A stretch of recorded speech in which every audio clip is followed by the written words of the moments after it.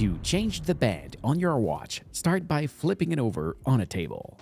Then, using a sharp and rigid object, press inward on the pin here while pulling on the band.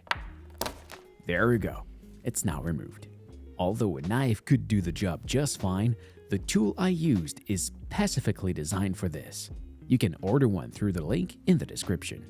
It comes with a complete kit for maintaining your watch and it's very affordable. The pin in your band can be easily removed. This guy grips between the lugs of your watch with a spring. You can simply insert it into your new band to install it on your watch.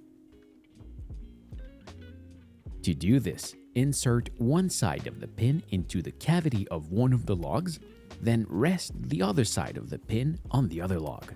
Using a small tool, push on the pin to help it to go inside the lug.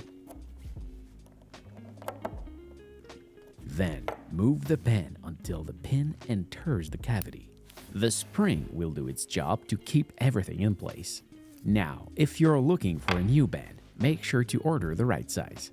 Often, the size is indicated on the band or the watch. In this case, it's a 16mm. If you need to order a new band, you can shop through the link in the description. And now, we are done. I hope the video was helpful.